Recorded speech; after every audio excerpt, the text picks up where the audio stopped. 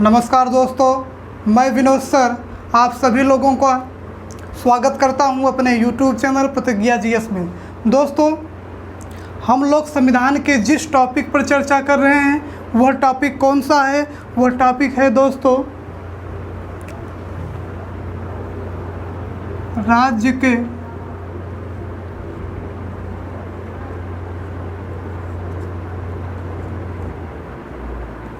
नीति निदेशक तत्व। तो दोस्तों, हम लोग संविधान के जिस टॉपिक पर चर्चा कर रहे हैं वो टॉपिक कौन सा है? राज्य के नीति निदेशक तत्व। और भाग कौन सा है?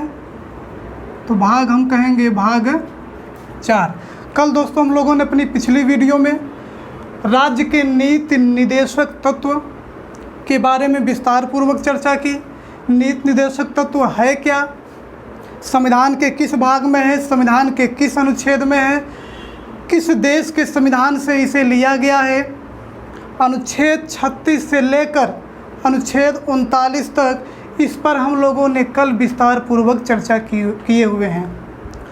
तो जिन दोस्तों ने अभी तक उस पिछली वीडियो को हमारे नहीं देखा है उन दोस्तों से मेरा एक बार फिर से आग्रह है कि वे पिछली वीडियो को ज़रूर से ज़रूर देखें। उसमें सारी चीज़ें आपको बताई गई हैं, वहाँ से आपके एग्ज़ाम पॉइंट ऑफ व्यू से क्वेश्चन बन सकते हैं। तो मैं अपने उन प्यारे दोस्तों से भी एक बार फिर से आग्रह करना चाहता हूँ, जिन्होंने अभी तक हमारे इस चैनल को सब्सक्राइब नहीं किया है वे हमारे इस चैनल को सब्सक्राइब कर लें, बेल आइकन का बटन दबा दें दोस्तों, ताकि संविधान की वीडियो की नोटिफिकेशन आप तक आसानी के साथ पहुंचती रहे। दोस्तों आइए दोस्तों, हम लोग जिस टॉपिक पर चर्चा कर रहे हैं उस टॉपिक को हम लोग आगे बढ़ाते हैं और देखते हैं कि अनुच्छेद 40 में क्या प्रावधान है।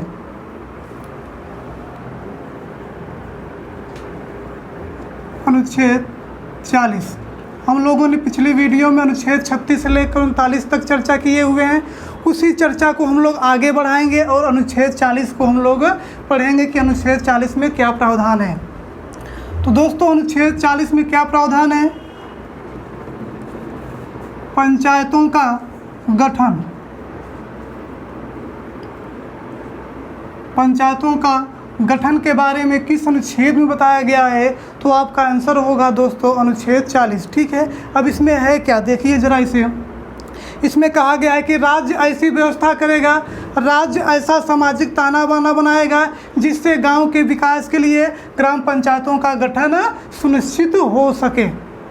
ठीक है दोस्तों, हमने अपनी पिछली वीडियो पे इस पर चर्चा किए हुए हैं कि जो राज्य के नीति निदेशक तत्व हैं उसे गांधी दर्शन या गांधीयन फिलॉसफी के नाम से जाना जाता है। क्यों? क्योंकि जो गांधी जी की विचारधारा थी दोस्तों वो अनुच्छेद 40 में स्पष्टतः दिखाई देती है। उन्होंने ग्राम स्वराज में गांवों के विकास के लिए पंचायतों के गठन की बात की और वह पंचायतों का गठन राज्य के नीति निदेशक तत्व भारतीय संविधान के भाग 4 अनुच्छेद 40 में उसका उल्लेख किया गया है। इसीलिए दोस्तों कहा जाता है कि जो नीति निदेशक तत्व है वह गांधी दर्शन पर आधारित है। अब दोस्तों, इस पंचायतों के गठन को संवैधानिक दर्जा प्रदान करने के लिए संविधान में संसद द्वारा एक संशोधन पारित किया गया था और वह संशोधन था कौन? 73वां संविधान संशोधन 1992 या 93। ठीक है दोस्तों, तो यह संवैधानिक दर्जा प्रदान किया गया और भारतीय संविधान में एक अलग से अनुसूची और एक अलग से भाग का प्रावधान किया गया। इस पर दोस्तों हम लोग जब स्पेशल इस टॉपिक पर चर्चा करेंगे, पंचायती राज व्यवस्था की टॉपिक पर चर्चा करेंगे, तो वहाँ पर हम लोग विस्तार से इसकी चर्चा करेंगे। फिलहाल यहाँ पर अनुच्छेद 40 में बस इतना ही। ठीक है दोस्तों, अब हम लोग आगे की ओर चलते हैं और देखते हैं अनुच्छेद 41, 42 और 43 में क्या है। तीनों अनुच्छेदों को दोस्तों एक साथ आप लिख लेंगे। अनुच्छेद 41, 42, 43 इसमें है क्या दोस्तों?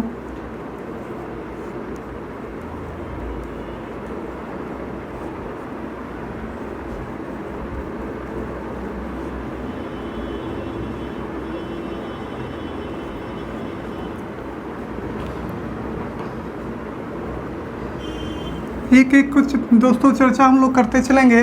पहले देख लेते हैं अनुच्छेद 41 क्या कहता है। देखिए बहुत से दोस्त कहते हैं कि अनुच्छेद सर कैसे याद हो, अनुच्छेद कैसे याद हो, आसानी से ये अनुच्छेद याद नहीं होते हैं। तो दोस्तों यह हालांकि हम मानते हैं कि अनुच्छेदों को याद करना कठिन है, लेकिन आपको याद किस प्रकार से हो, आप देखेंगे कि अनुच्छेद में क्या महत्वपूर्ण पॉइंट है, उस महत्वपूर्ण शब्द को आप पकड़ लीजिए और लिख लीजिए, 2-3 बार उसका रिवीजन कर लीजिए दोस्तों, और वो अनुच्छेद आपको याद हो जाएगा।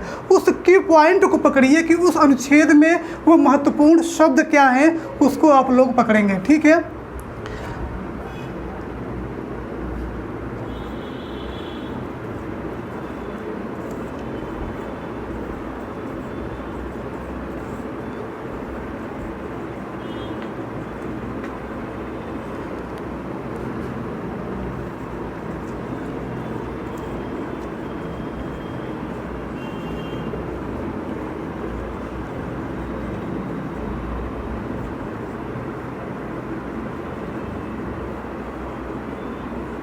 अब दोस्तों इसे ज़रा समझने का प्रयास करिए। 41 को देखिए, हमने की पॉइंट को लिखा हुआ है। आपको पूरी लाइनें नहीं याद रखना है, केवल उसमें जो महत्वपूर्ण शब्द हैं वो क्या कह रहे हैं, इसके अकॉर्डिंग उसे लिख कर आप उस अनुच्छेद को याद कर सकते हैं। देखिए 41 में क्या कहा गया है कि राज्य ऐसी व्यवस्था करेगा जिससे सभी आम नागरिकों को काम की प्राप्ति हो सके, शिक्षा की प्राप्ति हो सके तथा बेरोजगारी और बीमारी की स्थिति में लोक स्वास्थ्य को भी सुदृढ़ किया जा सके। राज्य ऐसी व्यवस्था करेगा कि काम की प्राप्ति हो सभी को, शिक्षा की प्राप्ति हो, अगर बेरोजगारी और बीमारी की स्थिति हो तो ऐसी स्थिति में राज्य उन्हें क्या सहायता या मदद भी प्रदान करेगा। ठीक है दोस्तों, अगला देखिए अनुच्छेद 42 क्या कहता है। अनुच्छेद 42 कहता है कि राज्य ऐसी व्यवस्था करेगा जिससे महिलाओं के प्रसूति में सहायता उपलब्ध हो सके। ठीक है दोस्तों, यहाँ पर जो प्रसूति शब्द का मतलब होता है दोस्तों डिलीवरी से दोस्तों। अब उसके समय में उस महिला के लिए क्या राज्य सुविधा दे सकता है, उसके जीवन को लेकर, उस प्रसूति के संदर्भ में उसके क्या सहायता प्रदान कर सकता है, खान पान में उसे क्या सहायता प्रदान कर सकता है। तो राज्य ऐसी व्यवस्था करेगा कि महिला के प्रसूति के समय में उसे सहायता उपलब्ध हो सके। ठीक है दोस्तों, आगे देखिए अनुच्छेद 43 को जरा देखिए। इसमें कहा गया है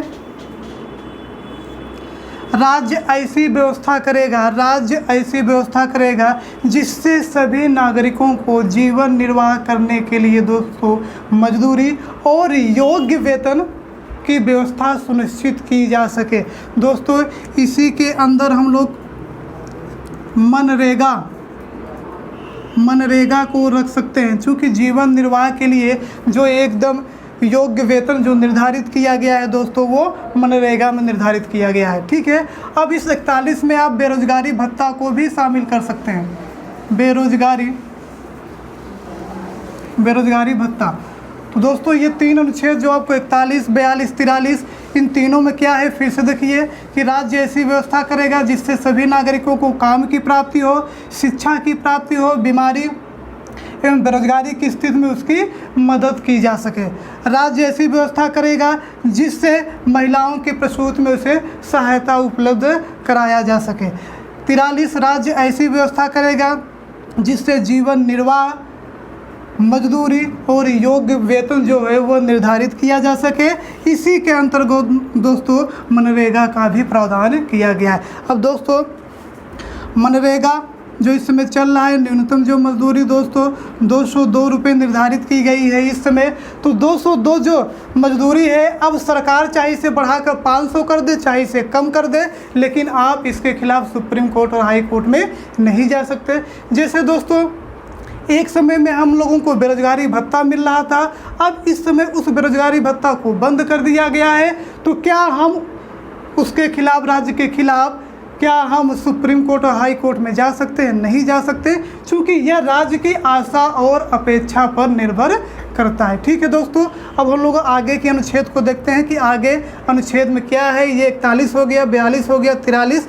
अब इस 43 में दोस्तों दो बातों का उल्लेख किया गया है, उसी का चर्चा हम लोग अब करने वाले हैं। ठीक है दोस्तों, चलिए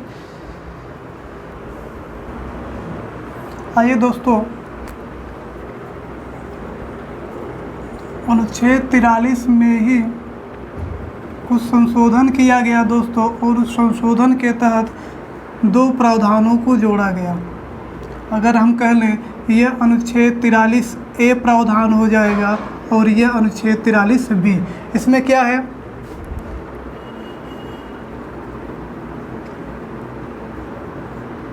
उद्योगों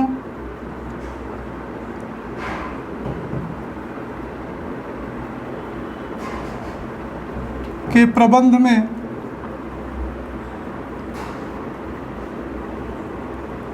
कर्मकारों की भागीदारी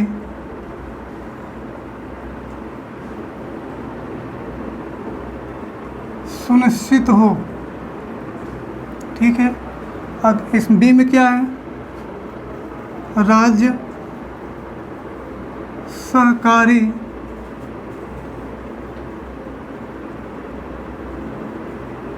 संस्थाओं की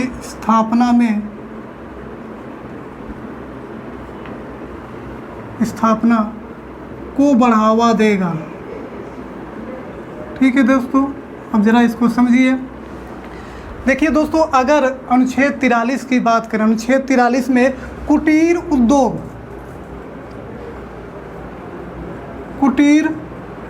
उद्योग अर्थात लघु उद्योग की बात की गई है, और महात्मा गांधी जी भी कुटीर उद्योग लघु उद्योग के समर्थक थे। इसीलिए दोस्तों कहते हैं नीति निर्देशक तो पूरा का पूरा गांधीयन फिलॉसफी पर आधारित है। अब देखिए 43 में अनुच्छेद में संशोधन किए गए, और उस संशोधन के तहत दो प्रावधान किए गए। कहा गया कि राज्य ऐसी व्यवस्था करेगा, ए में अनुच्छेद 43A में क्या कहा गया है कि राज्य ऐसी व्यवस्था करेगा जिससे उद्योगों के प्रबंध में कर्मकारों की, किसकी दोस्तों, कर्मकारों की भागीदारी कितनी होगी यह सुनिश्चित हो सके। राज्य एक विधि के द्वारा कानून बनाकर उद्योगों के प्रबंध में कर्मकारों की कितनी भागीदारी हो, इसके लिए वह नियम या कानून बना सकता है ताकि वो भागीदारी सुनिश्चित हो सके, किसकी, कर्मकारों की। और यह जोड़ा गया दोस्तों, जो 43A है, यह जोड़ा गया 42वां संशोधन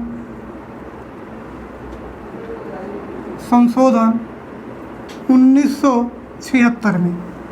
ठीक है दोस्तों, यह जो अनुच्छेद 43A प्रावधान जोड़ा गया भारतीय संविधान में, यह किस संशोधन द्वारा, 42वां संविधान संशोधन 1976 के द्वारा। क्या है इसमें कि राज्य ऐसी व्यवस्था करेगा ताकि उद्योगों के प्रबंधन में कर्मकारों की भागीदारी सुनिश्चित हो सके।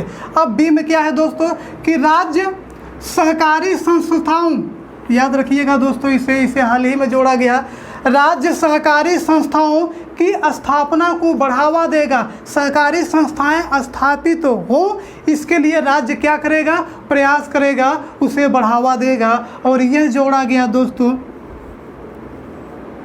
57वां संविधान संशोधन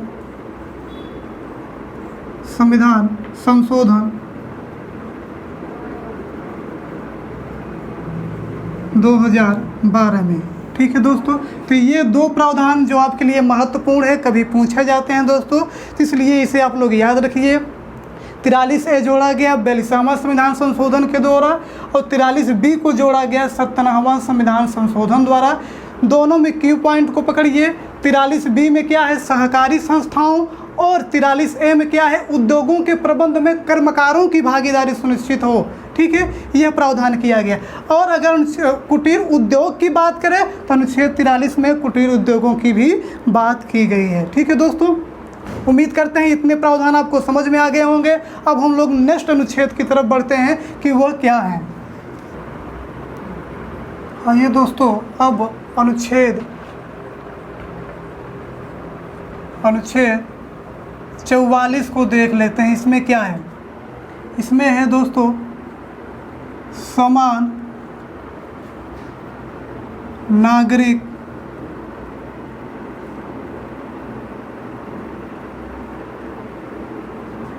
सिविल संहिता।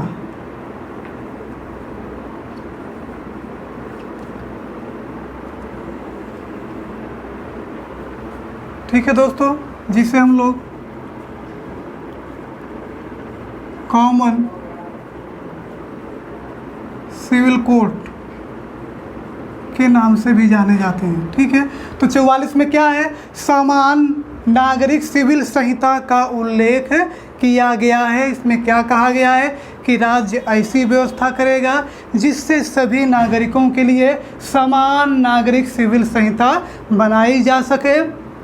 जाति, धर्म, वर्ग के आधार पर किसी भी व्यक्ति के साथ भेदभाव न किया जाए, सभी के लिए एक समान सिविल संहिता होनी चाहिए। ठीक है दोस्तों, अब इसका उद्देश्य क्या है, इस कॉमन सिविल कोड अर्थात समान नागरिक सिविल संहिता का मतलब क्या है दोस्तों, उद्देश्य क्या है।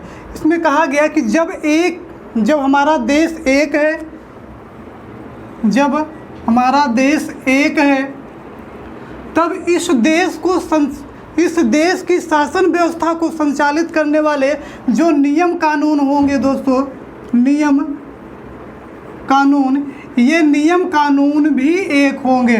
जब हमारा देश एक है तो उस देश की शासन व्यवस्था को संचालित करने वाले नियम और कानून भी एक होने चाहिए। ठीक है दोस्तों, लेकिन यह क्या समान नागरिक जो सिविल संहिता है यह पूरे भारत में लागू है, तो आप कहेंगे ये पूर्ण रूप से अभी तक लागू नहीं है। और यह सबसे पहले कहाँ लागू किया गया था दोस्तों, तो गोवा पहला राज्य था जहाँ पर समान नागरिक सिविल संहिता को लागू किया गया। अब दोस्तों इसको लेकर संविधान सभा में, कहाँ दोस्तों, संविधान सभा, इसको लेकर संविधान सभा में क्या हुआ था दोस्तों, विरोध उत्पन्न हुआ। और यह विरोध किया किसने था दोस्तों, यह विरोध किया था अल्पसंख्यकों के लोगों ने यह विरोध किया था। कहा था कि यह तब तक समान नागरिक सिविल संहिता लागू नहीं हो सकती जब तक अल्पसंख्यक वर्ग के लोग भी एक समान, एक बराबर में न आ जाएं, उनका भी विकास एक बराबर हो जाए। दोस्तों जैसे पिछड़े वर्ग के लोग हैं और एक विकासशील वर्ग है, तो दोनों के लिए एक नियम, तो यह तो पक्षपात होगा।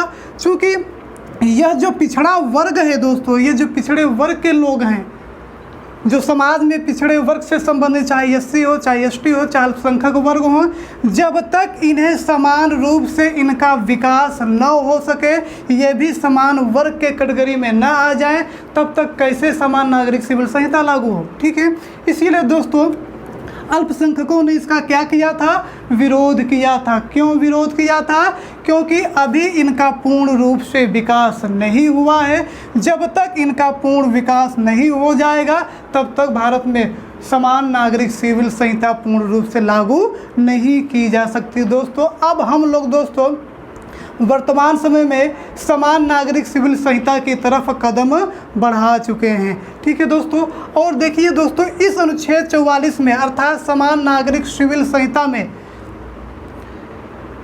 कई वाद आए, उन वादों को हम लोग यही समझ लें दोस्तों। देखिए पहली बात, समान नागरिक सिविल संहिता में दोस्तों कौन कौन शामिल नहीं होंगे, तो देख जो विवाह के नियम होंगे, विवाह के नियम यह शामिल नहीं होंगे क्योंकि इसके लिए अलग नियम होता है, और तलाक के नियम, ठीक है दोस्तों, गोद लेने के नियम और उत्तराधिकार के नियम इस समान नागरिक सिविल संहिता के अंतर्गत नहीं आते, क्योंकि विवाह के अलग स्पेशल नियम है दोस्तों, तलाक के लिए स्पेशल नियम बनाया गया है, गोद लेने के लिए भी एक नियम है, उत्तराधिकार के लिए भी नियम है दोस्तों। तो ये क्षेत्र समान नागरिक सिविल संहिता से बाहर रखा गया है। ठीक है दोस्तों, अब इसके अंतर्गत अनुच्छेद 44 के अंतर्गत जो वाद हैं दोस्तों, ज़रा हम लोग उसे समझने का प्रयास करते हैं। आइए ज़रा देखते हैं कि इसमें क्या क्या चीज़ें हैं दोस्तों।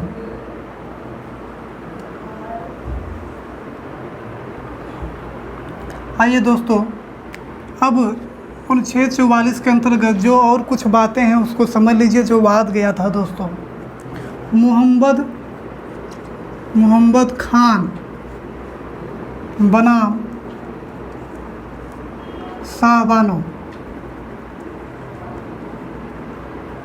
मोहम्मद खान वर्सेस शाहबानो का एक मामला था दोस्तों। ये जो शाहबानो जैसे नाम से ही लग रहा है दोस्तों, एक मुस्लिम महिला थी। अब हुआ क्या दोस्तों, इस मुस्लिम महिला जो शाहबानो बेगम है, इसके 5 बच्चे थे। कितने दोस्तों? 5 बच्चे थे। और इसका जो पति है मोहम्मद खान, और ये वाद सुप्रीम कोर्ट में पहुंचा कब था? 1995 में।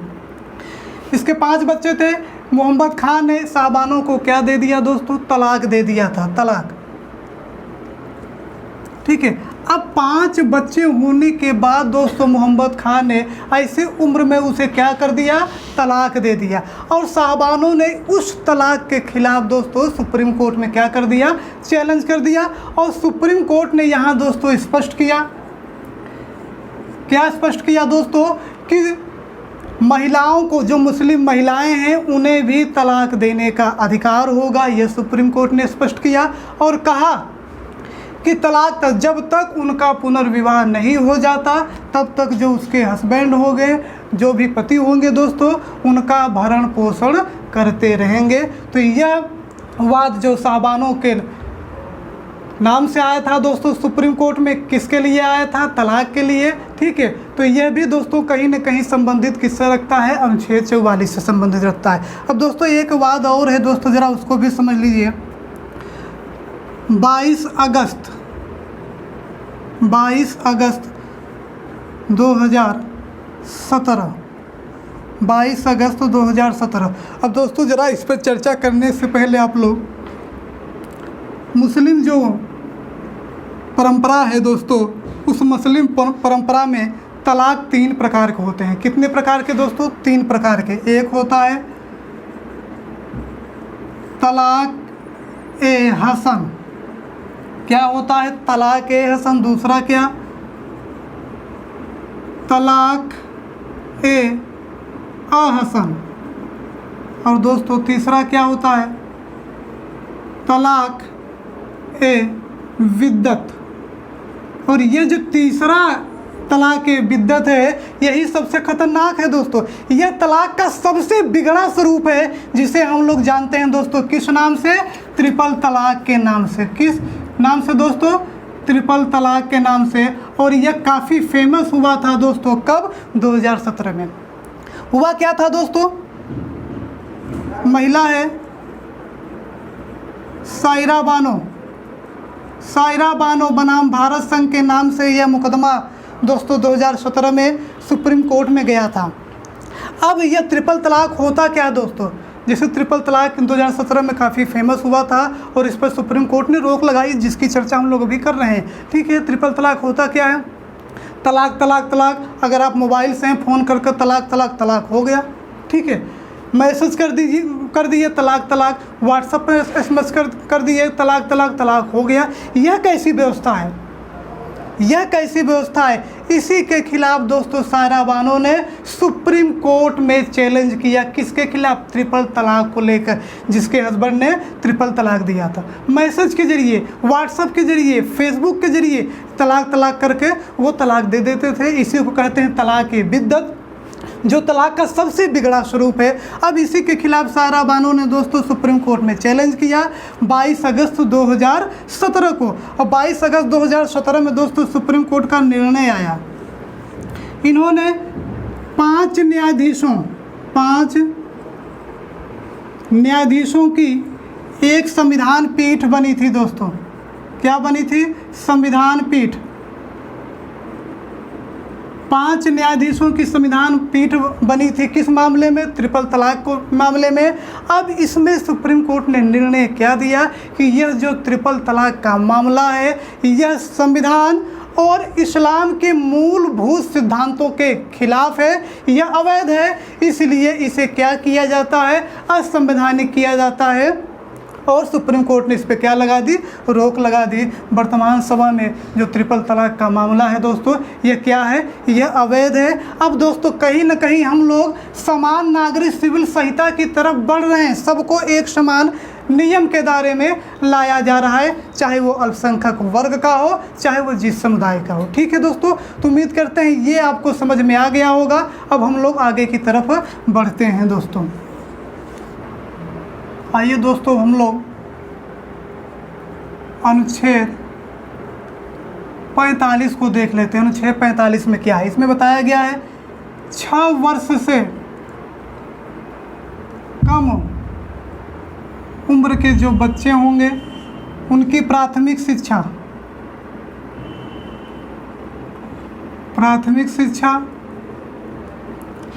और बाल्यावस्था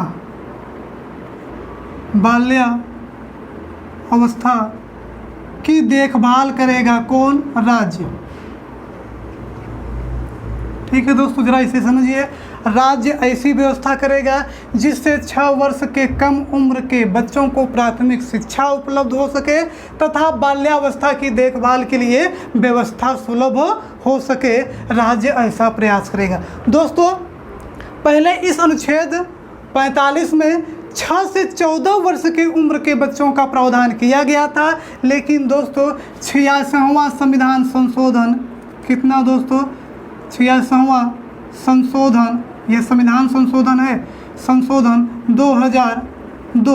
2002 के तहत दोस्तों अब जो 14 वर्ष तक प्रावधान था उसे कितने वर्ष से कम कर दिया दोस्तों, 6 वर्ष के कम उम्र के बच्चों को प्राथमिक शिक्षा व बाल्यावस्था की देखभाल राज्य करेगा। ऐसा प्रावधान किया गया किस संशोधन द्वारा, 86वां संविधान संशोधन 2002 में। दोस्तों इसे 45A भी कह लीजिए, 45 क भी कह लीजिए। ठीक है दोस्तों, तो आप अगर अनुच्छेद 45 दिया है तो 45 लगा दीजिए, 45A दिया है तो 45A भी उसे लगा सकते हैं। अब दोस्तों अनुच्छेद 46, अनुच्छेद 46 में क्या है, जरा इसे देखिए। SC ST व दुर्बल वर्ग के लोगों के लिए शिक्षा व्यवस्था, क्या इसमें जरा देखिए, राज्य ऐसी व्यवस्था करेगा जिससे कौन दोस्तों, अनुसूचित जात, SC ST व दुर्बल वर्ग के लोगों के लिए शिक्षा की व्यवस्था सुलभ हो सके, शिक्षा का व्यवस्था किया जा सके, राज्य ऐसा प्रयास करेगा। ठीक है दोस्तों, अनुच्छेद 47 को देखिए। अब दोस्तों जरा अनुच्छेद 47 में 2 बातें हैं, इन चीज़ों को आप लोग ध्यान रखेंगे। अनुच्छेद 47 में कितनी बातों का उल्लेख किया गया, 2। और यहाँ से एक बड़ा अच्छा प्रश्न आया था दोस्तों सिविल के एग्ज़ाम में, उसमें पूछा गया था कि भारतीय संविधान के किस अनुच्छेद में राज्य के प्राथमिक कर्तव्यों का उल्लेख किया गया है। अब इसको लेकर दोस्तों बच्चे क्या हुए थे दोस्तों, अचंभित पड़ गए थे कि प्राथमिक कर्तव्य किस अनुच्छेद में, वो भी राज्य के प्राथमिक कर्तव्य किस अनुच्छेद में। तो दोस्तों राज्य के प्राथमिक कर्तव्य किस में हैं, अनुच्छेद 47 में हैं। और वो हैं क्या, जरा इसको देख लीजिए। राज्य के प्राथमिक कर्तव्य, और राज्य के प्राथमिक कर्तव्य होंगे क्या, जीवन स्तर को उठाना, पोषाहार स्तर को उठाना और स्वास्थ्य के स्तर को उठाना। ये क्या होगा, राज्य का प्राथमिक कर्तव्य होगा। तो राज्य के कितने प्राथमिक कर्तव्य हैं, 3 दोस्तों यहाँ बताया गया है 47 में, कि राज्य ऐसी व्यवस्था करेगा जिससे नागरिकों के जीवन स्तर को उठाया जा सके, पोषाहार स्तर को अच्छा बनाया जा सके और उनके स्वास्थ्य की समुचित व्यवस्था की जा सके। राज्य ऐसा क्या करेगा, व्यवस्था करेगा, ऐसा सामाजिक ताना बाना बनाएगा। तो ये राज्य के प्राथमिक कर्तव्यों का वर्णन किसमें है दोस्तों, अनुच्छेद 47 में। ठीक है, क्लियर है, उम्मीद करते हैं समझ में आ गया होगा। और जो दूसरी बात है दोस्तों, इसमें कहा गया है मादक पदार्थों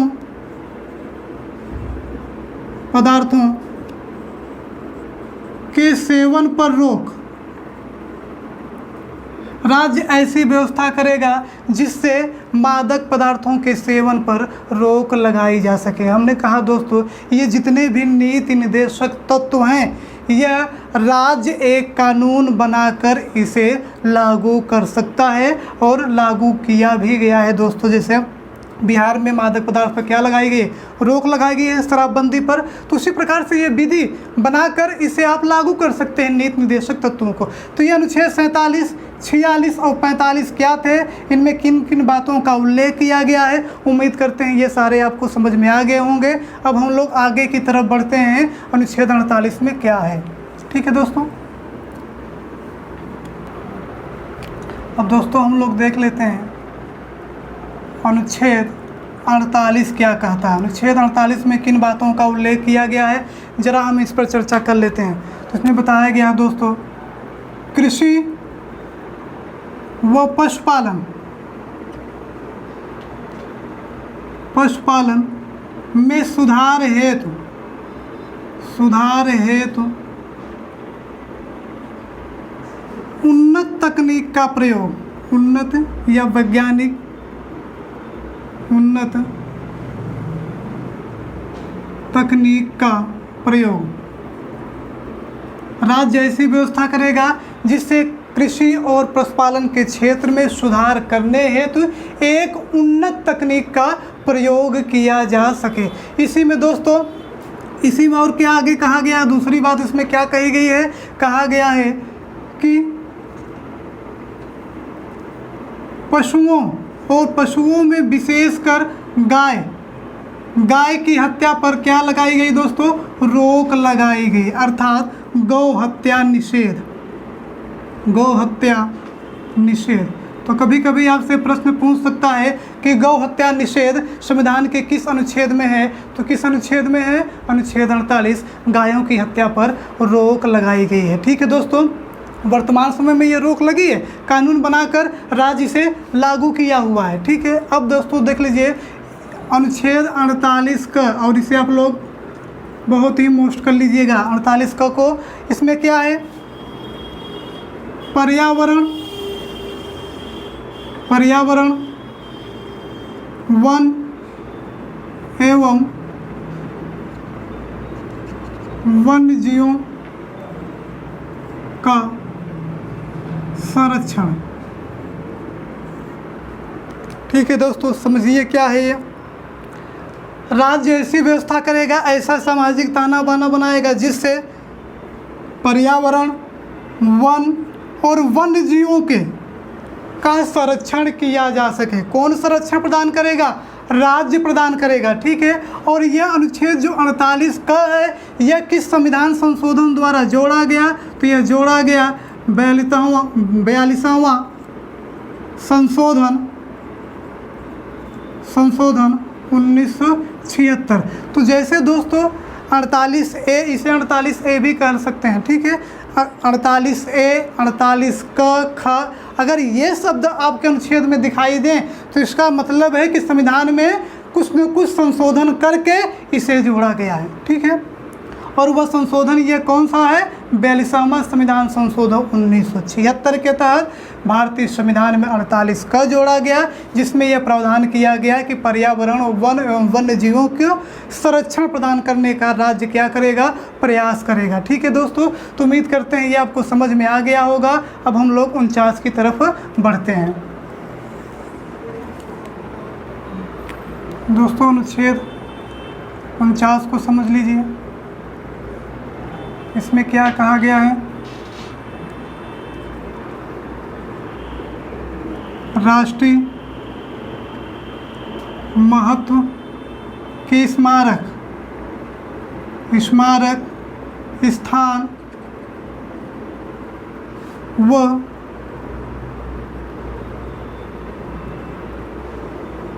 वस्तुओं का संरक्षण सुनिश्चित हो सके। राज्य ऐसी व्यवस्था करेगा जिससे राष्ट्रीय महत्व के जो स्मारक हैं, जो स्थान हैं, जो वस्तुएं हैं, उनको क्या प्रदान किया जा सके, संरक्षण प्रदान किया जा सके, अर्थात उनकी विरासत को सुरक्षित किया जा सके। जैसे दोस्तों स्मारक में दिल्ली का लाल किला, ताजमहल, इसे संरक्षण करने का जो दायित्व है वो किसके पास है, राज्य के पास है। राज्य का यह दायित्व बनता है कि जो राष्ट्रीय महत्व के जो स्मारक हैं, स्थान हैं, जो वस्तुएं हैं, उन्हें सुरक्षा प्रदान करे। ठीक है दोस्तों, अब जरा अनुच्छेद 50 को देखिए। अनुच्छेद 50 में क्या है, इसमें बताया गया है कार्यपालिका। यह क्वेश्चन दोस्तों कई बार आपसे एग्जाम में आया हुआ है। कार्यपालिका व न्यायपालिका, न्यायपालिका को दोनों को क्या किया गया है, अलग किया गया है दोस्तों, अलग अलग। ठीक है, दोनों को क्या किया गया है, अलग अलग किया गया है। यह किस अनुच्छेद में है, 50 में है। ठीक है, राज्य ऐसी व्यवस्था करेगा जिससे कार्यपालिका और न्यायपालिका को अलग अलग किया जा सके। अब दोस्तों आप कहेंगे कि ये तो अलग है ही, तो दोस्तों कुछ ऐसे पद होते थे जो कार्यपालिका मतलब प्रशासनिक कार्य होते हुए भी वो न्यायिक कार्य भी करते थे। तो अब इसके तहत अनुच्छेद 50 के तहत राज्य ऐसा प्रयास कर रहा है कि इनको अलग अलग करने का प्रयास किया जा रहा है दोस्तों। जैसे एसडीएम को ले लीजिए दोस्तों, वो प्रशासनिक कार्य और न्यायिक कार्य दोनों ही करता है। ठीक है, तो इसी प्रकार से इनको अलग अलग करने का प्रयास किया जा रहा है कि एक ही व्यक्ति कार्यपालिका शक्तियों का प्रयोग न करे और न्यायिक शक्तियों का प्रयोग न करे। राज्य ऐसा प्रयोग करेगा और प्रयास करेगा इनको अलग अलग करने का। ठीक है दोस्तों, उम्मीद करते हैं ये समझ में आ गया होगा। अब अनुच्छेद हम लोग 51 की तरफ चलते हैं जो आइए दोस्तों, अब आप अनुच्छेद 51 में क्या क्या बातें हैं, 4 बातें हैं। उन 4 बातें आप लोगों के सामने लिखी गई हैं। उन 4 बातों को हम लोग समझ लेते हैं और देख लेते हैं वो कौन कौन सी बातें हैं। और उन पर चर्चा करने से पहले दोस्तों एक प्रश्न आया था अनुच्छेद 51 को लेकर कि वह भारतीय संविधान का वह कौन सा अनुच्छेद है जो भारत की विदेश नीति का संवैधानिक आधार है। तो वह क्या है, अनुच्छेद 51। हमने क्या कहा कि भारत की विदेश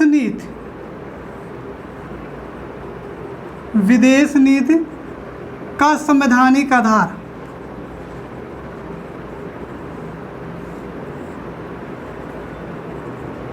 तो यह भी अगर प्रश्न दोस्तों आपसे एग्जाम में पूछे कि भारतीय संविधान के किस अनुच्छेद में भारत की विदेश नीति के बारे में बताया गया है, तो अनुच्छेद क्या है, अनुच्छेद 51। यह जो अनुच्छेद 51 है दोस्तों, यह भारत की विदेश नीति को संवैधानिक आधार प्रदान करता है। अर्थात इसी संवैधानिक आधार के बल पर दोस्तों आपकी भारत की जो विदेश नीति है वो निर्धारित की जाती है। तो दोस्तों आइए देखते हैं अनुच्छेद 51 में जो 4 बातें हैं उन पर हम लोग चर्चा कर लेते हैं। पहला क्या है दोस्तों, भारत अंतर्राष्ट्रीय शांति व सुरक्षा को बढ़ावा देगा। राज्य ऐसा प्रयास करेगा, ऐसा सामाजिक ताना बाना बनाएगा जिससे अंतर्राष्ट्रीय शांति व सुरक्षा को बढ़ावा दिया जा सके। ठीक है दोस्तों, अब अगला देखिए, दूसरी बात क्या है, भारत सभी राष्ट्रों के मध्य सम्मानजनक व न्याय संगत व्यवहार को क्या देगा, बढ़ावा देगा। ऐसा वह व्यवस्था करेगा, ऐसा वह प्रयास करेगा ताकि सभी राष्ट्रों के मध्य सम्मानजनक और न्याय संगत व्यवहार को बढ़ावा दिया जा सके। ठीक है दोस्तों, अगला देखिए, तीसरा प्रावधान क्या है, भारत अंतर्राष्ट्रीय जो संधियां हैं दोस्तों, वो समझौते हैं, उसकी पालना को बढ़ावा मिल सके। राज्य ऐसा प्रयास करेगा कि जो संधियां व समझौता हुए हैं उनका पालन किया जा सके, उसे बढ़ाया जा सके। ऐसा राज्य क्या करेगा, राज्य मतलब दोस्तों भारत की बात हो रही है, ऐसा राज्य भारत प्रयास करेगा। ठीक है, फिर समझिए, भारत अंतर्राष्ट्रीय जो संधियां हुई हैं, जो समझौते हुए हैं, उसकी पालना को क्या करेगा, बढ़ावा प्रदान करेगा। तीसरा देखिए दोस्तों, जो अंतर्राष्ट्रीय विवाद हैं, जो भारत का किसी दूसरे देश के साथ जो विवाद है उसका जो समाधान होना चाहिए वो मध्यस्थता के माध्यम से उसका समाधान हो सके, राज्य ऐसा प्रयास करेगा। अब दोस्तों अनुच्छेद 51 में ये 4 बातें आप लोगों को याद करने में दिक्कत होगी, तो मैं आप लोगों को एक ट्रिक बताता हूं दोस्तों, ये आप लोगों के समझ में आ जाएगा। जहां भी आप लोगों को ये शब्द दिखाई देगा समझ लीजिए वो अनुच्छेद 51 है। तो दोस्तों जहाँ भी विदेशी बात हो, जहाँ भी अंतर्राष्ट्रीय शब्द लगा हो, देखिए यहाँ भी अंतर्राष्ट्रीय है, यहाँ भी अंतर्राष्ट्रीय है, यहाँ भी अंतर्राष्ट्रीय है, यहाँ सभी राष्ट्रों अर्थात अंतर्राष्ट्रीय की बात हो रही है। तो जहाँ पर अंतर्राष्ट्रीय विदेशी राष्ट्रों की बात की जाए वह अनुच्छेद कौन सा होगा? अनुच्छेद 51। ठीक है दोस्तों, तो उम्मीद करते हैं ये अनुच्छेद 51 आप लोगों को समझ में आ गया होगा। अब इस राज्य के नीति निर्देशक तत्व में दोस्तों एक कथन बहुत अच्छा आपसे पूछा जाता है, उसकी चर्चा भी हम लोग लगे हाथ यहाँ पर कर लेते हैं। आइए देख चलते हैं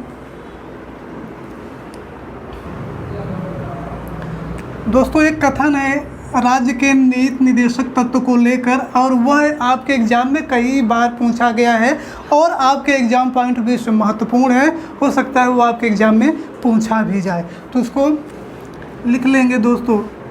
के.टी. शाह का, किसका कथन है? के.टी. शाह महोदय का।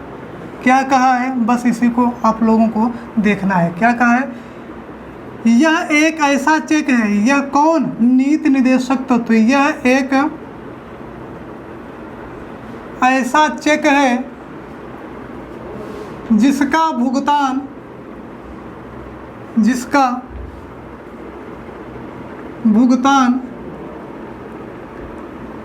बैंक की इच्छा पर निर्भर करता है। इच्छा पर निर्भर करता है। ठीक है दोस्तों, ये कथन है। क्या कथन है? यह एक ऐसा चेक है जिसका भुगतान बैंक की इच्छा पर निर्भर करता है। अगर कोई बैंक आपको चेक देता है तो वह चेक का भुगतान जो है वो उस बैंक की इच्छा पर ही निर्भर करेगा। जब वो बैंक चाहेगा तभी आपका चेक का क्या होगा? भुगतान किया जाएगा। अब इसका कहने का मतलब राज्य के नीति निर्देशक तत्व के संदर्भ में क्या है कि नीति निर्देशक तत्व एक ऐसा सिद्धांत है, एक ऐसा तत्व है जिसे लागू करना राज्य पर निर्भर करता है कि वह लागू होगा कि नहीं होगा, वो राज्य की इच्छा पर निर्भर करता है। तो यह कथन यही बता रहा है दोस्तों। ठीक है दोस्तों, उम्मीद करते हैं राज्य के नीति निर्देशक तत्व के बारे में आप लोगों को बहुत अच्छे ढंग से समझ में आ गया होगा। अब हम लोग दोस्तों नेक्स्ट अगले टॉपिक को हम लोग कल अध्ययन करेंगे, और वो टॉपिक कौन सा होगा? मौलिक कर्तव्य भाग 4 का। ठीक है दोस्तों, तो अभी तक हमारे साथ वीडियो के अंत तक बने रहने के लिए आप सभी लोगों का बहुत बहुत धन्यवाद।